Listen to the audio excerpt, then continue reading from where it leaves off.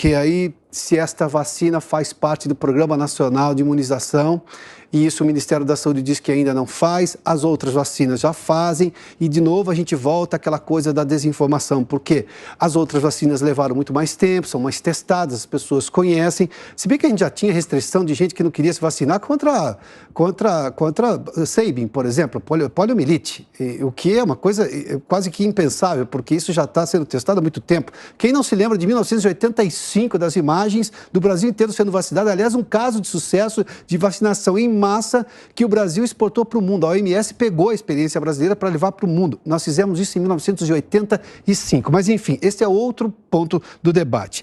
Eu vou voltar ao professor.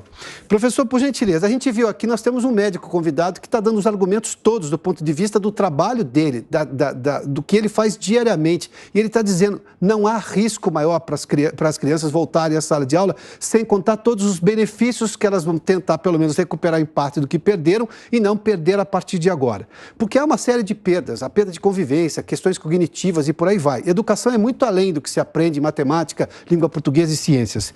O senhor acha que não dá para voltar mesmo? O senhor vai manter a sua posição, apesar de tudo que nós ouvimos, inclusive com a maior parte das pessoas dizendo, entrevistadas aqui pela Jovem Pan nas ruas de São Paulo, dizendo que são favoráveis à volta às aulas, sim.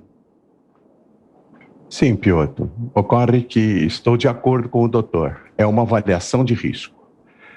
Ocorre que quem tem que fazer a avaliação de risco são as famílias. Não é o Estado em nome das famílias. Então, o Estado está fazendo a avaliação de risco, mas o Estado não está proporcionando as condições para que esse risco seja minimizado. O doutor colocou muito bem que os protocolos sanitários têm que ser seguidos. Nós temos certezas que todas as escolas estaduais e também grande parte das escolas particulares têm condições de seguir os protocolos. Os alunos dessa camada mais baixa da população, do nível socioeconômico mais baixo, têm condições de utilizar os melhores modelos de máscara. O Estado está fornecendo máscara aos profissionais de educação, está fornecendo máscara aos estudantes. Então, a nossa preocupação é em relação também a todo o sistema de saúde pública. Com o nível de contaminação da taxa de transmissão de 1,78 da variante Ômicron, todo o sistema de saúde pode entrar em colapso. E nós já tivemos essa notícia nos últimos dias de que várias outras doenças não podem ser tratadas, várias pessoas estão deixando de encontrar vagas na UTI, porque novamente os leitos de UTI estão todos ocupados. Os hospitais que haviam sido fechados, que tratavam só de Covid, estão sendo reabertos. Então, para que essa exposição a um nível de contaminação muito mais alto, colocando durante este período essas crianças com a possibilidade de haver uma contaminação maior? Essa é a nossa grande preocupação. Agora, concordo plenamente, pessoalmente, com a colocação do doutor. É uma avaliação de risco? É. Ele colocou os argumentos de maneira muito clara, muito didática, pedagógica, e eu o cumprimento. Ocorre que quem tem que fazer essa avaliação de risco são as famílias. O governo do Estado, se fizer a avaliação de risco e se considerar que o risco é menor para a volta das crianças, tem que prover as famílias de condições. E isso não está ocorrendo. As crianças não têm os melhores equipamentos para voltar às aulas e as escolas não têm condições de seguir todos os protocolos sanitários, principalmente nas regiões que atendem as camadas mais vulneráveis da população.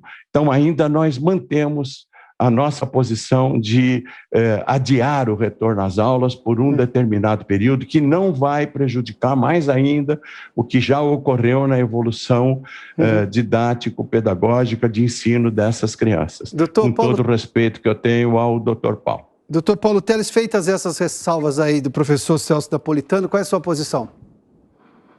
Eu acho que o debate é muito importante, mas, mais uma vez, eu vou colocar aqui. Primeiro, a Secretaria de Saúde, a Secretaria do Estado, então isso que o professor está colocando, a preocupação é válida, mas a Secretaria do Estado, a Secretaria de Saúde e Educação tem feito um trabalho há bastante tempo para tentar transformar as escolas em ambiente seguro. Insisto, risco zero não tem, só se você ficar em casa fechado. A escola é um serviço essencial, tem que ser prioridade.